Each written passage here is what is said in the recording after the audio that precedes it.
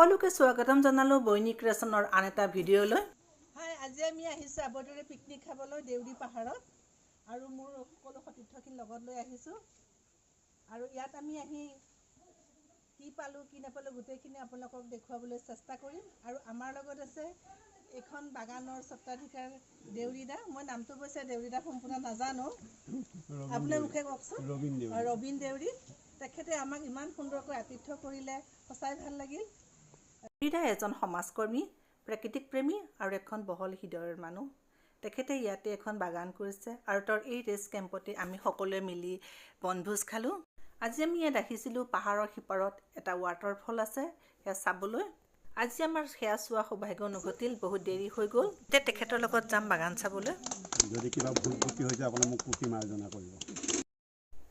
কেলেংবে LP স্কুলৰ কাষতে আমাক নমাই দিলে আৰু ড্ৰাইভাৰে ক'লে যে ওপৰলৈ গাড়ী নাযায়, সেইকাৰণে আমি খোজকাঢ়িয়ে ওপৰলৈ উঠিব লগা হ'ল। আপোনালোকে ভিডিঅ'টো সম্পূৰ্ণ চাব। আপোনালোকে অনুমান কৰিবচোন যে তালৈকে গাড়ী উঠিবনে নুঠে। আমি যিখিনি ঠাইৰ পৰা খোজকাঢ়িছোঁ প্ৰায় 1 কিলোমিটাৰ অলপ বেছি হ'ব। তাত আমি কোনেও হাৰ মনা নাই, সকলোৱে হাঁহি ফূৰ্তিৰে আগবাঢ়ি গৈ আছোঁ।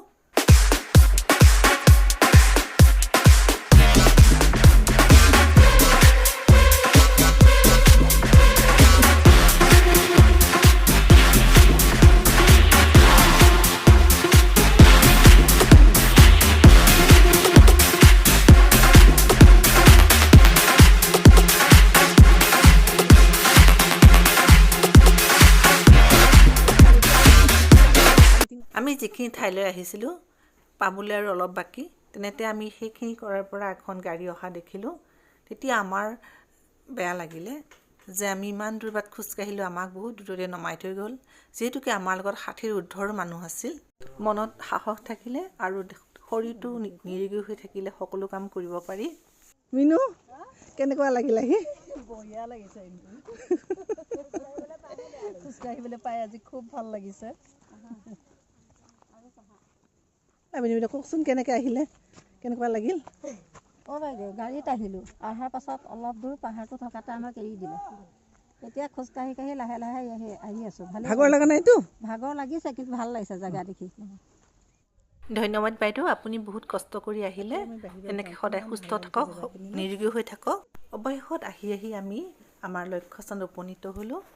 এয়া হৈছে দেউৰীদাৰ ৰেষ্ট কেম্প। ইয়াতে তেওঁ অফিচৰ কাম কাজসমূহ কৰে। এতিয়া তেখেতে ইয়াৰ গোটেই পৰিৱেশটো বুজাই দিব আমাক, আপোনালোকেও শুনকচোন। এইখিনি কি পাহাৰ বুলি কয়?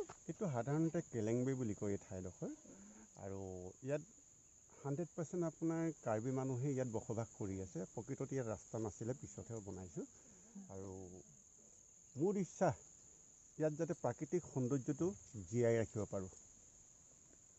কিন্তু মানুহে চবেই কয় বোলে এইটো দেউৰী পাহাৰ বুলি কয়। তাৰমানে আপোনাৰ নামতে পাহাৰটো নামাকৰণ কৰিলে। কথিত ভাষাত এইটো দেউৰী পাহাৰ হিচাপে আহি পৰিলে আৰু প্ৰাকৃতিক যিটো সৌন্দৰ্যতা যদি আমি সেইটো ৰক্ষা কৰিব পাৰোঁ, এনেধৰণৰ ঠাইডোখৰ যাতে মানুহে আহি আনন্দ লাভ কৰিব পাৰে, সেইটোকে মই বিচাৰোঁ। আৰু ভাল লাগিল। আৰু ইয়াতে 7 ভনী জলপ্ৰপাত বুলি এটা কোৱা শুনিছোঁ। হয়, তাক আমি নতুনকৈ এতিয়া নামাকৰণ কৰিব লৈছোঁ, আনন্দ দিকৈ চেকলাংচু বুলি। সেই বস্তুটো আনন্দ আছিলে, তেখেত আপোনাৰ আনন্দ খাকলাৰী এজন সমাজকৰ্মী আছিলে। আৰু দিকৈ এই ঝৰ্ণাটো কোৱা হয়, আৰু এইটো হ'ল কিনাৰত চেকলাংচু। গতিকে 3টা নাম হেৰি কৰি আমি আনন্দ দিকৈ চেকলাংচু হিচাপে ইয়াক নামাকৰণ কৰিম বুলি আমি এটা সিদ্ধান্ত লৈছোঁ গোটেই ৰাইজৰ সহযোগত। তো আপোনালোকৰ সহায় সহযোগিতা লাগিব। যদি আমি এইখিনি পৰিষ্কাৰ পৰিচ্ছন্নতা বজাই ৰাখিব পাৰোঁ, ভাবিছোঁ যে অনাগত সময়ত আমাৰ এই ঠাইডোখৰ সকলোৰে কাৰণে এটা আনন্দপূৰ্ণ ঠাই হ'ব। ভাল লাগিল আপোনালোকৰ পৰা এইখিনি কথা জানিব পাৰি। ধন্যবাদ জনালোঁ। আৰু অনাগত দিন আকৌ লগ পাম আকৌ আপোনাক। আহিব আৰু আপোনালোকৰ পদধূলাই মোক যথেষ্টখিনি উৎসাহিত কৰিব। ঠিক আছে।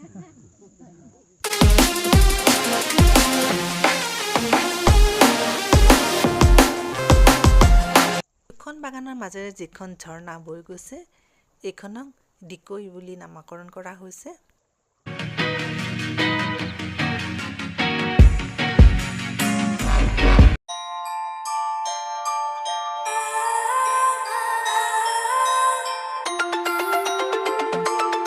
আৰু আগত সেইটো হৈছে চেকলাংচু পাহাৰ আৰু তাৰ সিপাৰে আছে ৱাটাৰফল।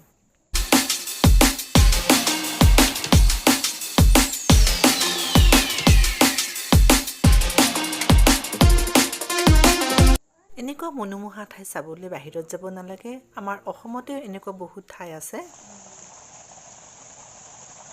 সুন্দৰ মনোমোহা প্ৰাকৃতিক সৌন্দৰ্য উপভোগ কৰাৰ লগতে প্ৰাকৃতিক পৰিৱেশত এসাঁজ খাবৰ কাৰণে আমাৰ ৰন্ধা বঢ়া চলি আছে। পৰিষ্কাৰ পৰিচ্ছন্নতাৰ ওপৰত অধিক গুৰুত্ব দিয়া হৈছে। আমাক গোটেই প্ৰাকৃতিক পৰিৱেশ দেখুওৱাৰ লগতে নিজে ৰন্ধা বঢ়া সহায় কৰি আমাক খোৱা বোৱাটো তেওঁ বিতৰণত সহায় কৰি দিছে।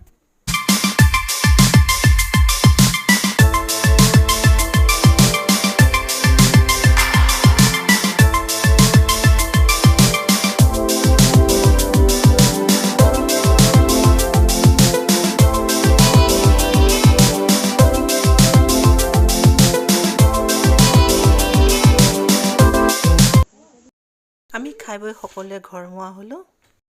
এয়া হ'ল আমাৰ ফ্ৰেণ্ড চাৰ্কুল আৰু প্ৰতি মাহত আমি সকলোৱে একত্ৰিত হওঁ এনেকৈ আৰু গোটেই মাহটোৰ কাম কাজৰ খতিয়ান আলোচনা কৰোঁ।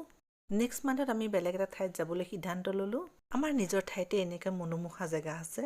ইমান লাহে লাহে কিয় আহিছা? সোনকালে আহা, 3:30 বাজিলে, আন্ধাৰ হ'ব এতিয়া ইয়াতে।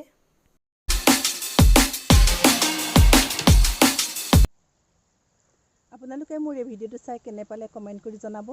ভাল লাগিলে লাইক কৰিব আৰু যিসকলে মোৰ এই চেনেলটো ছাবস্ক্ৰাইব কৰা নাই ছাবস্ক্ৰাইব কৰিব আৰু লগতে বেল আইকনটো বজাই দিব। আজিলৈ এৰিছোঁ। Bye bye.